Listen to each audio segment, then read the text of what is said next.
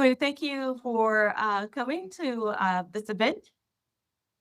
And so it's going to be a bit laid back. This is an opportunity for you to ask questions to our experts. And I am going to give them an opportunity to introduce themselves. For everyone online, we have a ton of food that you're missing out on right now, but it's okay. I set up this event because I wanted to have an opportunity to kind of ask experts about, as like in my micro class, a number of students are seniors, and you're going into this new frontier, if you will. So if you have any questions, our experts are experts on governance, and I'll let them introduce themselves, but just to kind of give you some context for why we're here. All right, so Mr. Lambo, Taiye Lambo is with us. He is the founder of HISPI, which is a think tank, the Holistic Information Security Practitioner Institute. And I'll let him tell you about that. And we also have with us Dr. Tuboise Floyd, who runs Human Signal, which is an AI governance researcher. So, Mr. Lambo, if you wouldn't mind beginning. Thank you so much, Dr. Floyd, the two Dr. Floyds, for this opportunity. Thanks so much for the opportunity. I'm just really excited to be here. I grew up in these types of environment. Both my parents are retired professors now. And so I literally grew up in an academic community. So this feels like a bit of homecoming for me. And please don't ask if I was a straight A student, because I'm going to plead the fifth on that one.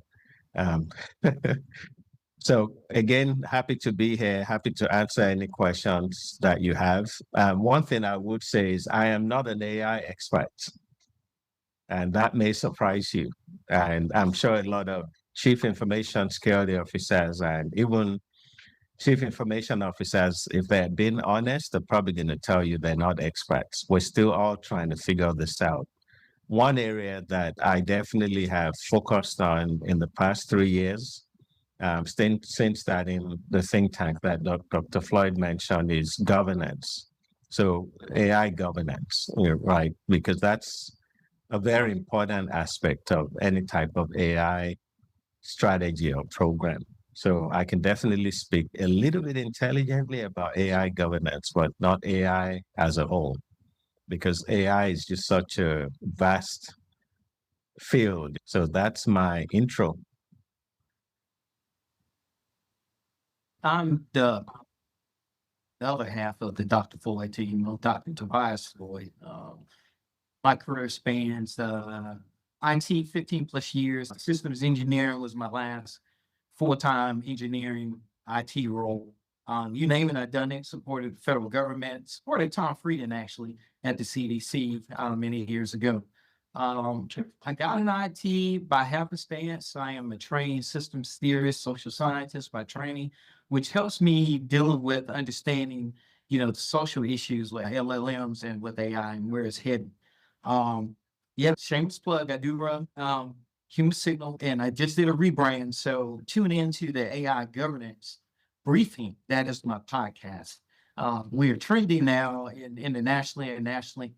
I just found out I hit. Now, this is a new one, everyone. I just hit the top 100 of all time with leadership and management. And we've only been doing Human Signal for 1 year. So just excited about the work. Teaming with Taiye, he is like the judo master of AI governance, and he has connections from coast to coast. HISPI is a great organization to get involved in. We're going to touch on basis on some of that. We're going to just keep it open floor. I think Dr. Floyd, Dr. Floyd, Mrs. Dr. Floyd, as I will refer to her, or Mrs. General Dr. Floyd, because she is the general. I think she has some scripted questions, but we'll try to keep it in a fluid, dynamic format. So I think we have less than 30 people, so I think it's enough. If you raise your hands up top form, we have a moderator, so we can get this thing going. Everything sounds good? Good. All right, so we'll leave it to you. I'll look for questions in the chat and read those questions, but it's really an open forum. So what questions do you have about AI governance? So I'll give you a couple of minutes to kind of think about it. Maybe jot down a couple of questions, and then we'll go from there. So while they're jotting the questions are wet and whistle, that we're trying to see where AI is starting to get into healthcare and get into the sciences. And I think Ty has some good examples about the science side of where AI and governance is heading. So I want you to start thinking about why does it matter in every major and what is going to be important? How many, we had a bunch of juniors and seniors, or sophomores in the job market, starting to interview, starting to co-op, starting to look for gigs. So as you're starting to look at every interview, I want you now, and I jot some notes down on this. Number one, employers across every sector now expect employees to critically evaluate AI outputs, not just use them. I know y'all are digital natives, right? So y'all can use this stuff, tune up real quick with it. But it's now in the marketplace. It's not about just using a tool, but it's just about understanding and critically evaluating the output from those tools. Number two, in interviews, frame your AI literacy as risk awareness. Find that back in to number one, not just tool proficiency, but risk awareness. You know why? Because this signals your maturity, that you're starting to think about risk in a whole different way. Number four, humanities and social science students, that's my area. AI shapes narratives, content moderation, and policy recommendation. And do we have any students in NCFS? Foreign services. So if you're in that major, you know some students in that major, you start thinking about AI as a policy recommendation and understanding the bias layer. I know you'll talk about bias in science, and that's why I want to stop because that's not my area. I don't want to upset Mrs. Dr. Floyd on that. And then lastly, on my list here, the goal isn't to become a data scientist, but it's to ask the right questions, being that critical thinker, answering the right questions, when, how, what, why AI shapes a decision that affects all people. You have anything to add to that? What they gather your thoughts? Yes, I think the best way for me to gauge how you're feeling is I'll ask you a question. Do you think AI is a threat to your professional career, or do you think it's an opportunity? So, a quick show of hands in the room and online. If you think it's a threat, and you can't pick both, just do a thumbs up. And if you feel it's a threat in the room, raise your hands. Threat? So one in the room. I see somebody like reluctantly trying to raise their hand. I see one in the online, two online. So three people think it's a threat. Okay. Threat going, gone. All right. Opportunity. Oh, four. Four think it's a threat. Three online. All right. No pressure. All right. AI is an opportunity. Hand raised in the room. 1, 2, 3, 4. Okay, 5. Okay. And online 1, 6. All right. So the opportunity people win. All right, good. So I know I'm not addressing a room of cybersecurity people. If you guys were cybersecurity majors, it'd probably be a different response. Okay, good. All right. So that really helps me to kind of understand where you're at. And I know half of the room is maybe on the fence on whether it's a threat or opportunity, or you probably think it's both, but I didn't give you that option. So to add to what Dr. Floyd said, I think AI is here to stay, right? I mean, we just have to figure out the best way to leverage it and to mitigate the risk. And that's really why we're having this discussion. But Dr. Floyd, what was the question for me? I know I was supposed to answer a question. I just can't remember what it was. Oh, we just anything to add in that list, you know. Okay. No. I think the list is spot on.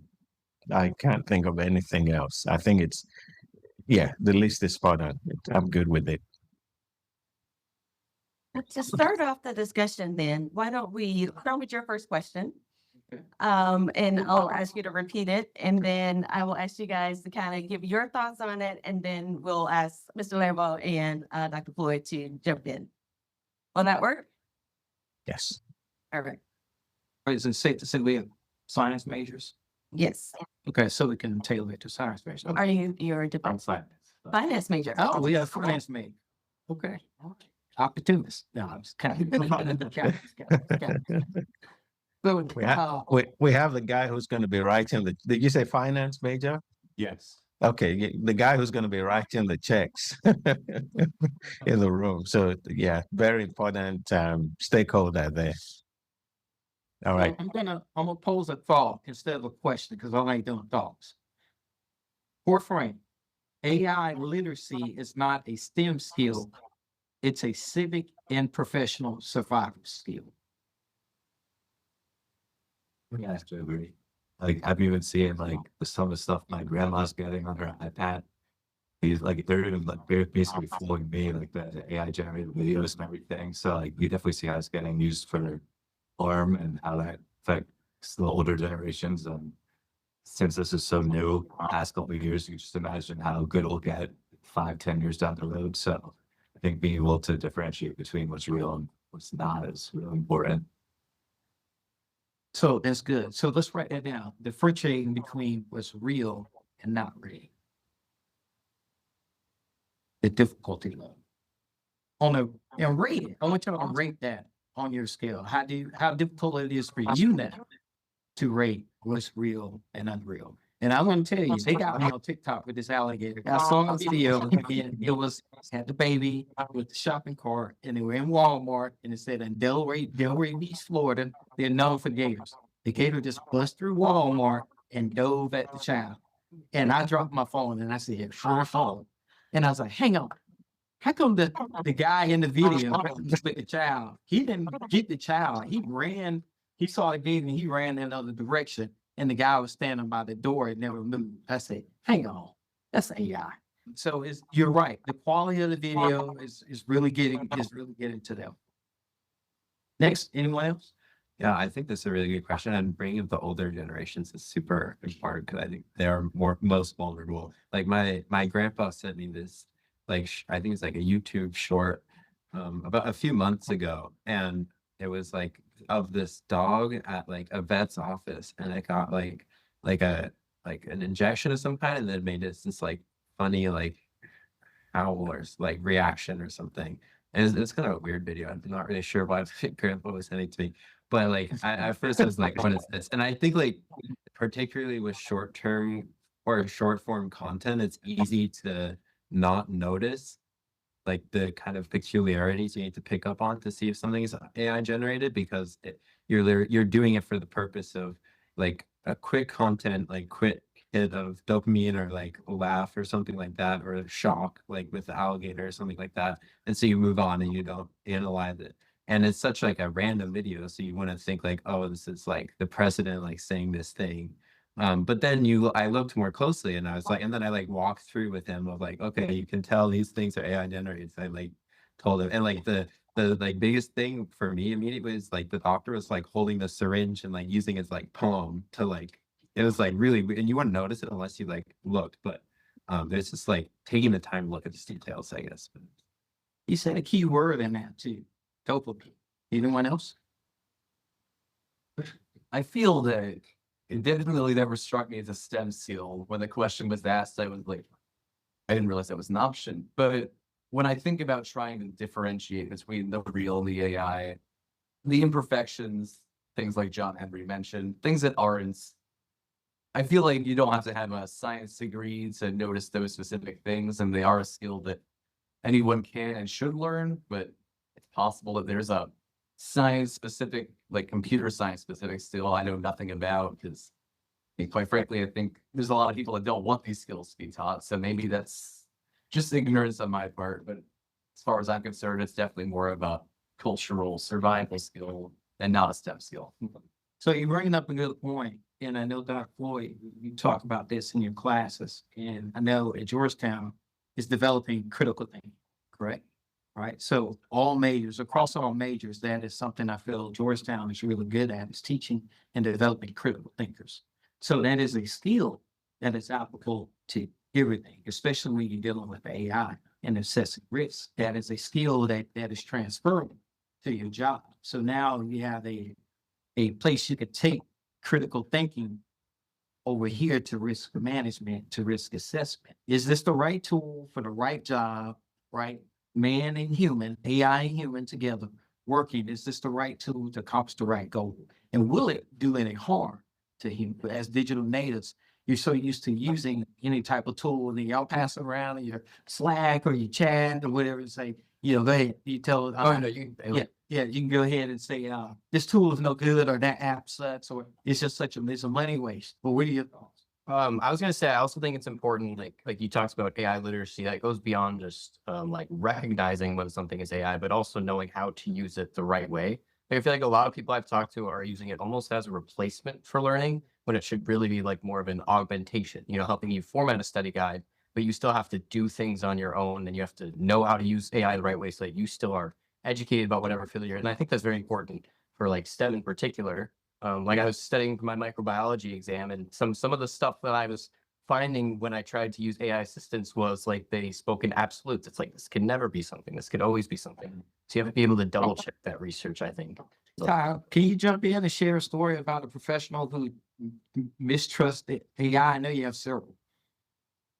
Well, they trusted, it was actually the opposite. They trusted AI too much. And it just so happens there's been a few instances, but the one that is publicized or highly publicized is a lawyer. There was a case of Meta versus Ivanta. I think that's the name of the company. It was a lawsuit. And one of the lawyers, I think for Meta or the other party, actually used AI to come up with case law. And those case laws were accepted by the judge, and that lawyer's party or client won the case. And then the judge then found out the case laws that were cited were completely made up by ChatGPT.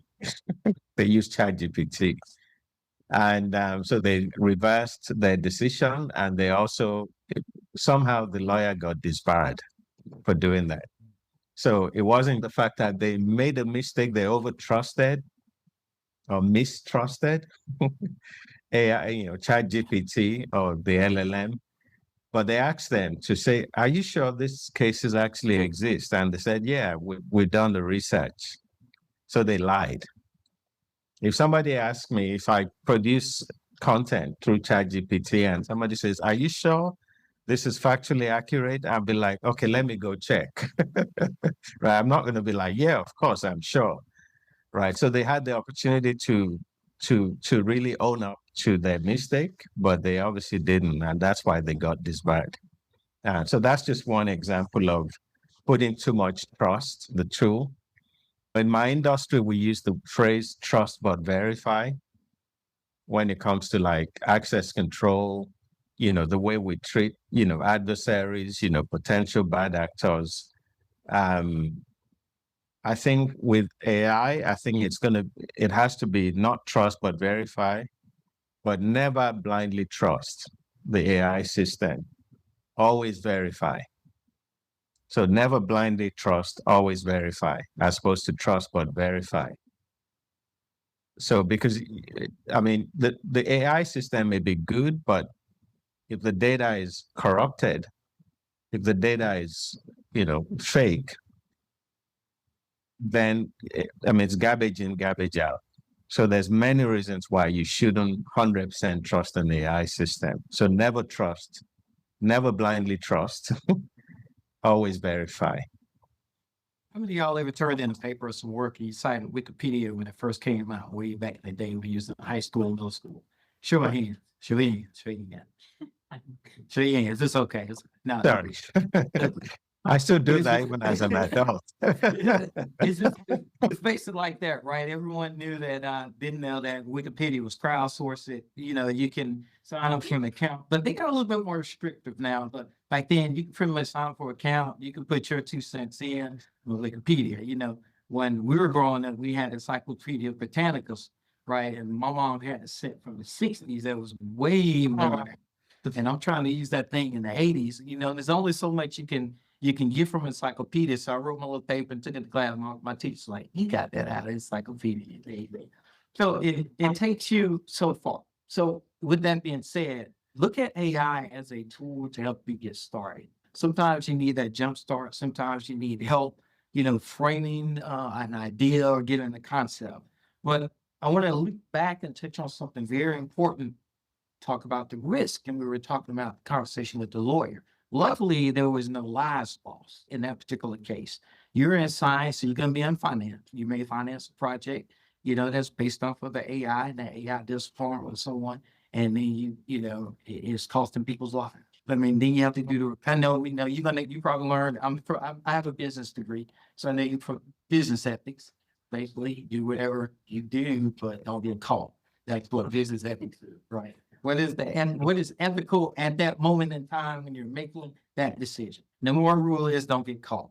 But I didn't tell you that. Actually, there's a professor. But when you think about risk and the price that it pays with someone's health or the price that pays with someone's life, that you're in science. So I want you to think about these things when you're thinking about the governance implication. I want to transition to a strength area here. AI in clinical settings needs continuous audit, not just a one-time validation. Right? When you're running through your lab, how many times Dr. Floyd make you go back and re-audit your lab or re-audit and check your equipment? I know, right? I know, I live with human in the loop. Human in the loop isn't a slogan. How many of y'all heard that loop? That slogan, human in the loop. Have y'all ever heard that before? Human in the loop is just not a slogan. It's a structural requirement when the model fails silent. Okay? So when you're trusting that model, that lawyer, when he was reading, I'll say he probably didn't read the briefs, maybe. Being an attorney, he's supposed to be trained critically and critically thinking, right? And doing case law of like, wait a minute, something doesn't make sense here, right? Or that spidey sense that goes off. Number 3, environmental AI. So you start thinking about species classification. I'm getting out of my depth now. Trying, Dr. Floyd. Species classification, climate models. They carry similar risk when trained on historically undersampled ecosystems. Think about what's going on now. I mean, the current administration, they're wonderful at what they do. They're good at what they are, and they're bad at what they are, right? We're going to pay a price sooner or later because when they came in, they started turning off systems and NOAA. So now you think about when you come into your professional career, they were building models off of this data that they turn off devices in the North Sea that was tracking stuff. So now you got an AI making a decision or help you making decisions. So you have to come in critically thinking, hey, you know what? I remember studying this in college when stuff was turned on and X, Y, and Z, right? So critically thinking and being trained to understand when something is oversampled or undersampled in the ecosystems. Okay. Last thing, public trust erodes when AI generates. And Taiye, you can talk about that. I know very about public trust. When generated health outcomes are wrong and there's no accountability mechanism. Can you segue into that and what HISPI does in training? Great question. So I think it boils down to having that human in the loop. But I always add one, I call it kill, human in the loop. You need to add an extra H before it. It's honest human in the loop, right? Because you can have a human in the loop that just rubber stamps a bad process, a bad output, and blame it on, the system messed up. So ultimately, it boils down to having individuals that understand the ethical implications of the decisions that they're making, leveraging that AI output. So having the honest human in the loop is very, very key. Otherwise, it's garbage in, garbage out.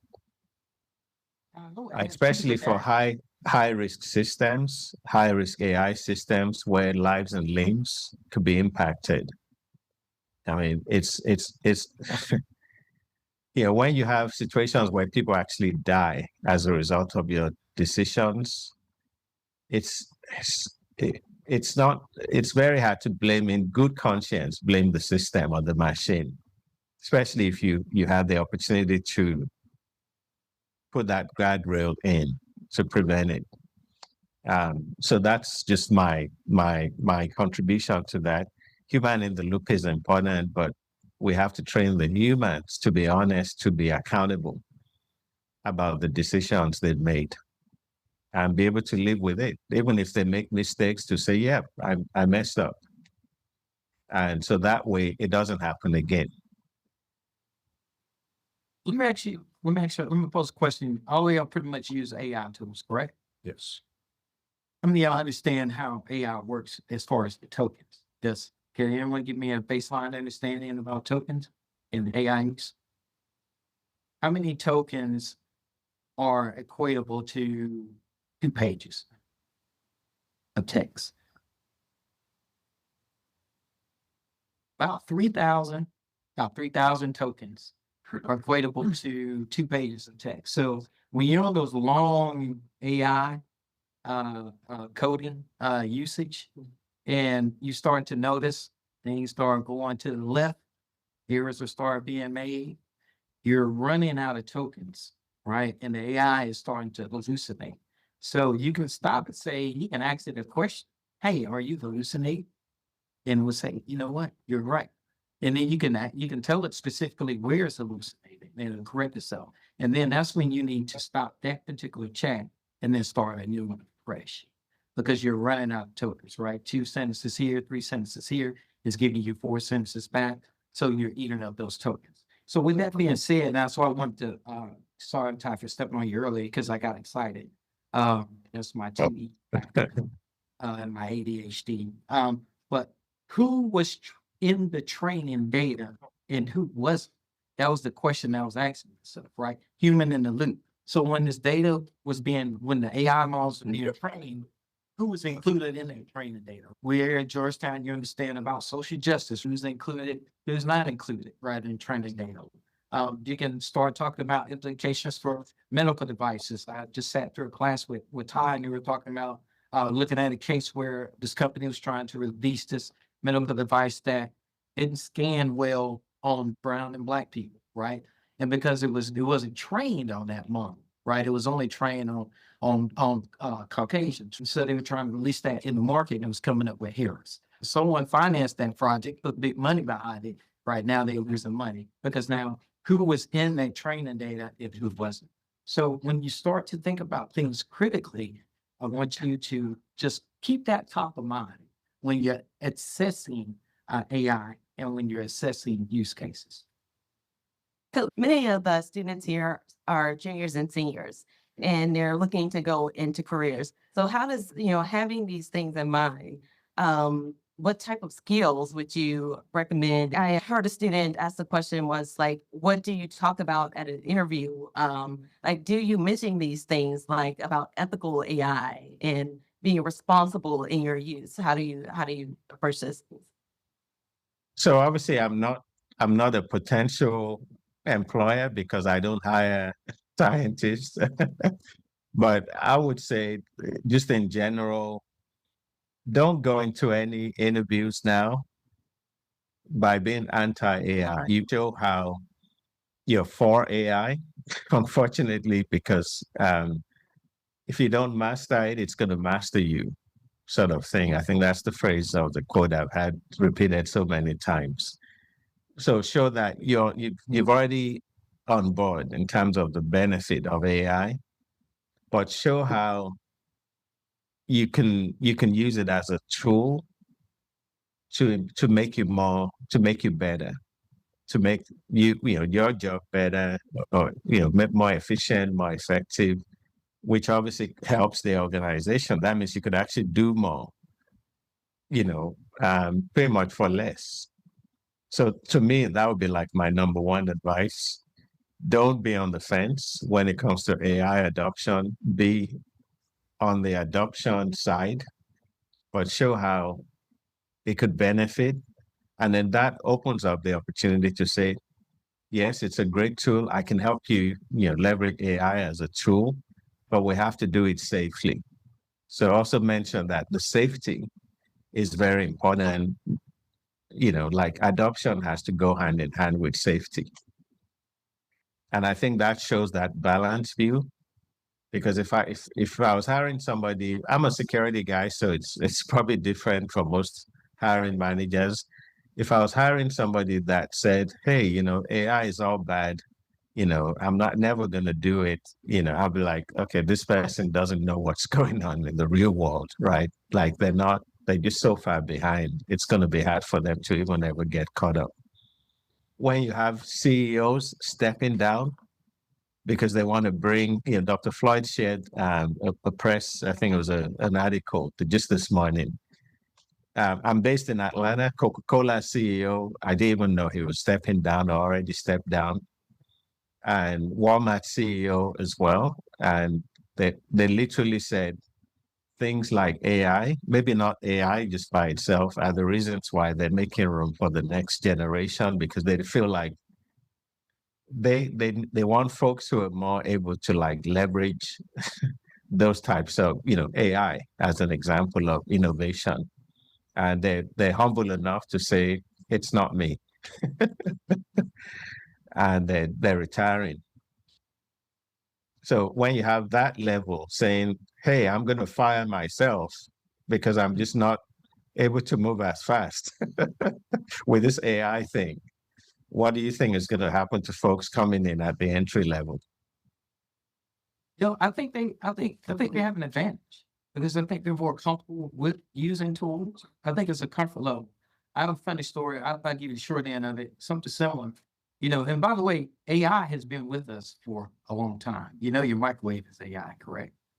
Did you know that? When you press the timer, popcorn, that's AI. And you walk away, that's AI.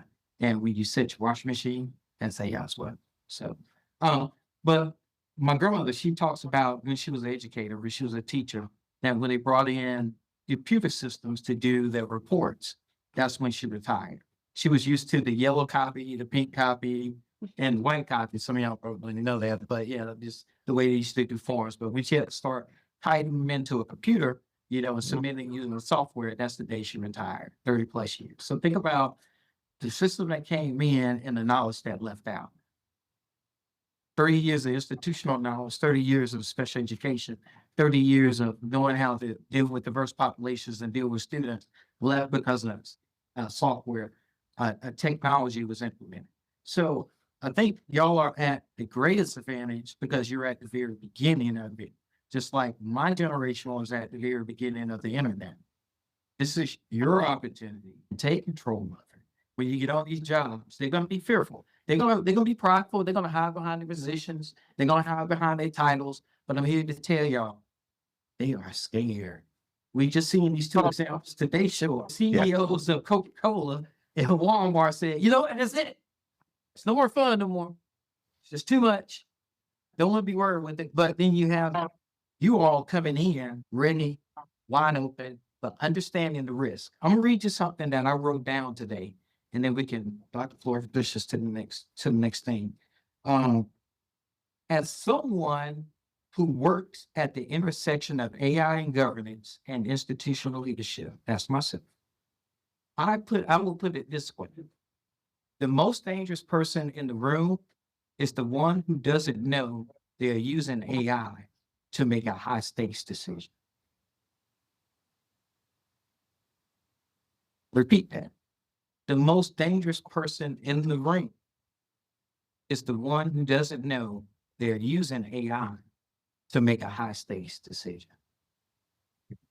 What are some thoughts about that?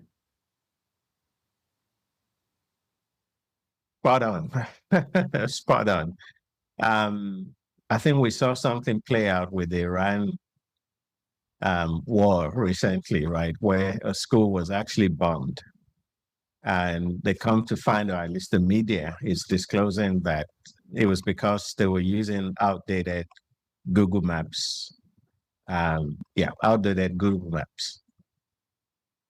Now, whoever made that decision, whoever is in the chain of command, at some point they really need to be able to answer the tough question, like, how did they miss that? right? I mean, we think about the billions of dollars that is spent on Intel, or maybe tens or hundreds of billions. And something as simple as, I mean, I'm not even like in that sector, right? I'm not in defense.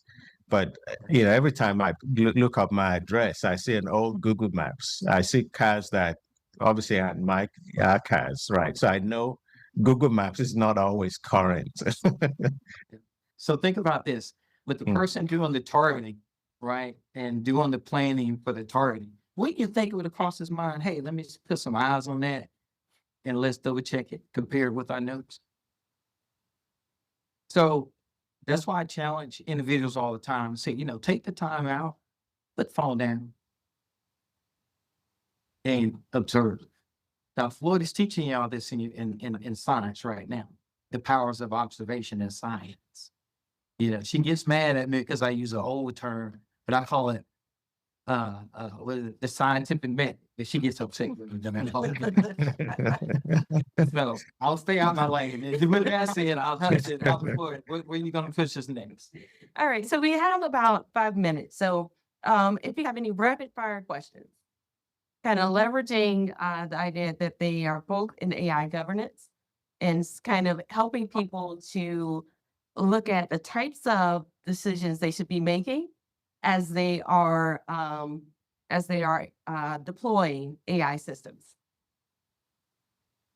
I guess like from my viewpoint, I'm only a freshman. Looking towards the future, seeing all these articles like Claude's developing these new things for Excel, and that you see like JP Morgan, Morgan Stanley hiring old OpenAI software engineers to come develop their own systems.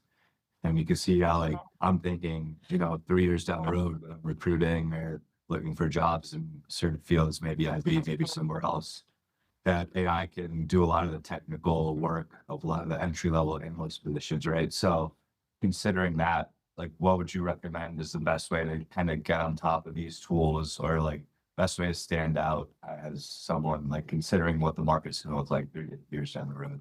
My real answer to that, and I'm not going to cookie cutter it. Get books, read about your subject area, deep dive into your content knowledge area. Put the phones and the internet down. Go buy the books. Absorb the knowledge yourself. You're walking around with the greatest computer ever made. It's your brain. You have to train it. So what Taiye was talking about, said what you're training in, bad data in, bad data out. So if you're training yourself on bad data, and I tell my kids all the time, you can't trust everything on the internet. Stop trusting the internet, right? Well, Dad, is this and that. I said, listen, your mother and I was around before the internet. So I'm telling you, no, it's not. It was this way. So go get books, obtain the knowledge, sit down and talk to the senior people in the departments, right? The ones that was around before all this tech and stuff come around. Put that on the phone, turn it off, and have conversations, right? Respect the institutional knowledge. Respect the knowledge that came before the AI. And number 2, be strong in critical thinking. Right? Big picture, understanding what are the outcomes, right? Understand the solutions. The solutions are sexy. That's why a person like me in AI governance, when people say, oh, I'm a government AI, I tell them I'm an AI governance guy. Oh, here we go, compliance and all this. You're going to tell me I can't have fun with my new tool. Well, time out. The time is over to stop treating AI like a new shiny toy. AI is integrated and it is disrupting. The gentleman in the blue shirt, Brandon, I would say try and stay plugged in addition to what Dr. Floyd said about reading and just training yourself on good data, which is very hard these days. What's good, what's bad, right? But just being more critical thinking would help guide you in that direction. So, but also making sure you're plugged in with the industry. So internships, I'm very big on doing internships. Like the more internships you can do before you graduate, the more you're positioning yourself. So I have hundreds, of people I've trained, mentored over the years. And no matter what I tell them, it's almost like, in cybersecurity, it's different. But I have a real world example of my daughter. You know, my younger daughter is she works in Hollywood, and she's done an internship from the time she was she was a freshman. Actually, she got a job in the college, at the student center and the accounting center. She wanted to be an accounting major. So throughout her 4-year college degree, she probably had like 6, in addition to her job at the college, she also had at least 4 internships. So by the time she finished her final internship, which actually was after she graduated, it was like 3 months in because she was still looking for work. It was easy for her to land a job with another company because she already had all these big names on her resume. So I think, but it's also knowing what the real, well, I hate to use the word real world because you're sort of in the real world as well, but knowing what the industry is looking for, knowing where the trends are going. Internships, good internships will help you with that. Thank you. You're welcome. You also have a field risk management in that your science students don't have access to. That's a field in finance and in business, right? Deep dive into risk management, understanding the upsides and the. All right, so we're at 4:00. So that is our time. I'd like to thank Mr. Lambo and Dr. Floyd for joining us today and giving us some insights about AI use and allowing us to kind of think about some things maybe we hadn't thought about before in terms of AI and governance and that sort of thing. So, well, can we give them probably here with us? Thank you so much, Dr. Floyd, for the opportunity. You all can connect with me on LinkedIn. I should be the only Taiye Lambo on LinkedIn. If you see another one, let me know. It's a deepfake. So just reach out to me on LinkedIn, and then once we connect, you can DM me, you know, with any questions that you have. But definitely, you have a pretty exciting next decade. Whether you're a freshman or, you know, you have a year or so to go, it's the whole market the landscape is going to change a lot. Everybody's excited, but most people are really afraid of the impacts. But, you know, I'm a firm believer in seeing the cup half full instead of half empty. So you gotta take a very optimistic approach about how can I master this thing before it masters me, sort of thing. And that thing is AI. And keep your head out. And my last word of advice, thank you for allowing me to be here today. And it's been an honor and pleasure to come back to the hilltop. Boy, Saxa. I want to say that you can connect with me on LinkedIn, Tuboise Floyd. I'm the only Tuboise spelled this way. So you can find me on LinkedIn that way. In closing, just keep your eye out for AI governance training and certificate programs for that and risk programs that are around that. And I would say that is a value add to yourself. Don't get so caught up in getting certified in a particular AI tool. I will encourage you to wisely spend your dollars on AI governance certification, risk assessment, and analysis.